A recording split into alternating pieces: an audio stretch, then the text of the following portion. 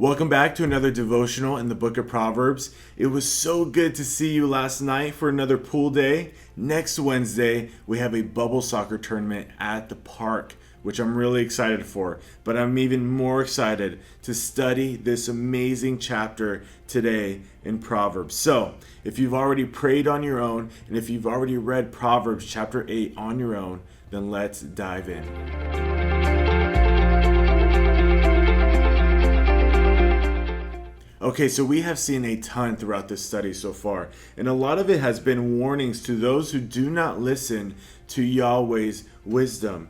But what we'll see in today's passage is that Yahweh's wisdom doesn't just sit in silence, waiting for someone to accept it. No, wisdom calls and shouts to you and invites us and encourages us to listen to the only words that can bring us true satisfaction. That's what we'll see in our passage today, Proverbs chapter 8, verses 1 through 11. Let's read it. Does not wisdom call, and discernment give forth her voice? At the top of the heights, upon the way where the pathways meet, she takes her stand. Beside the gates, at the opening to the city, at the entrance of the doors, she makes a shout. To you, O men, I call, and my voice is to the sons of men. O simple ones, understand prudence, and O fools, understand a heart of wisdom.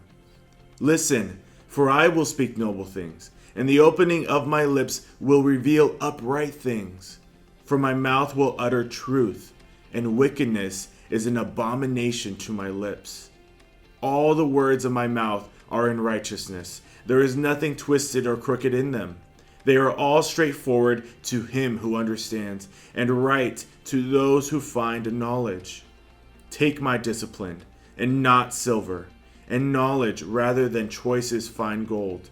For wisdom is better than pearls, and all desirable things cannot compare with her. Here we see again Yahweh's wisdom depicted as a woman called Lady Wisdom. And she is calling on all people to turn to the truth and to the guidance that leads to life. Where is she shouting from? Picture this.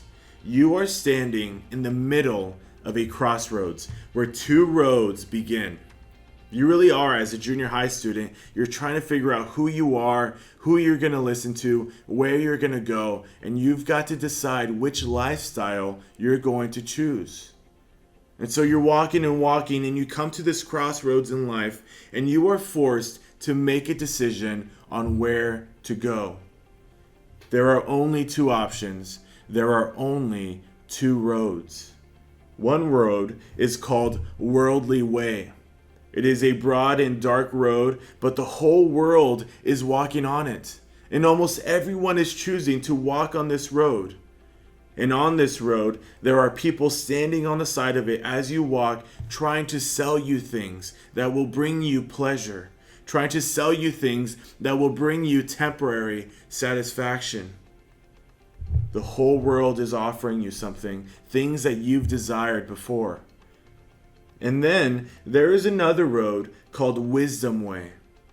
This one is narrow, and not many people are on it, but it's not dark, it's light.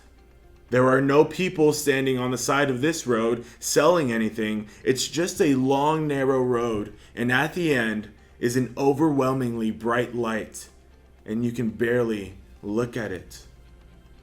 And you are here where these two roads begin, and you must make a choice on which road you are going to take. On how to live your life, you must choose which lifestyle you are about to pursue.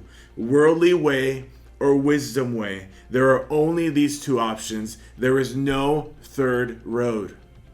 Then, all of a sudden, in front of you, at the highest peak of the city, in front of the gates, there is a lady shouting, and her name is Lady Wisdom, standing in front of these gates, calling on everyone, inviting everyone to take wisdom's way, to choose that path that leads to righteousness. As hundreds and hundreds of people are passing by you and ignoring her call and choosing worldly way, because of the pleasures and the temporary satisfaction that it offers, Lady Wisdom continues to shout, continues to invite, continues to call. But you are there, and you have just now listened to her invitation.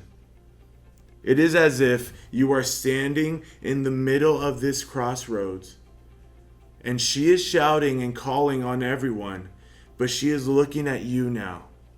And you are listening to her, and all of your focus is now on her, and you're listening to her words, you're listening to her invitation.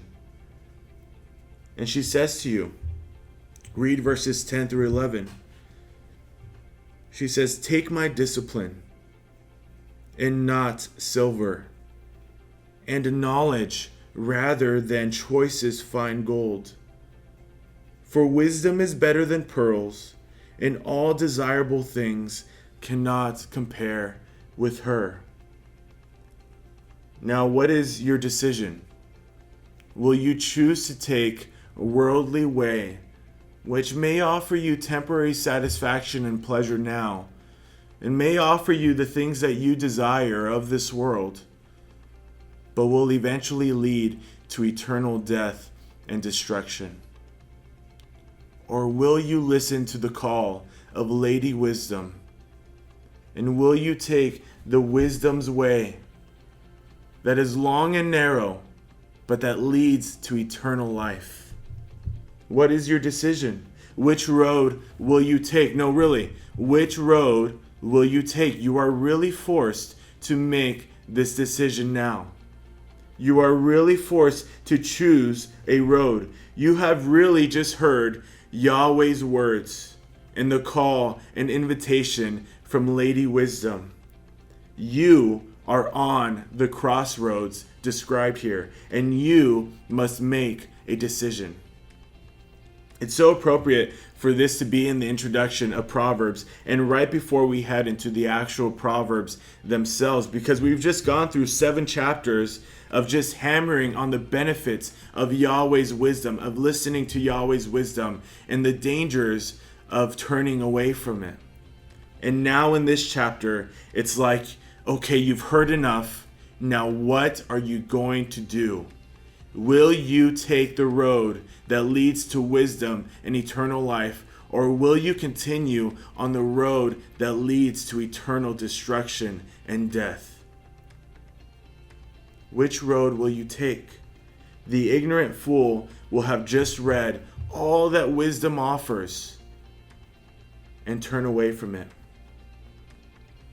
I pray this is not you. Decide today which road you will choose. That is Proverbs chapter 8. I'll see you tomorrow for Proverbs chapter 9.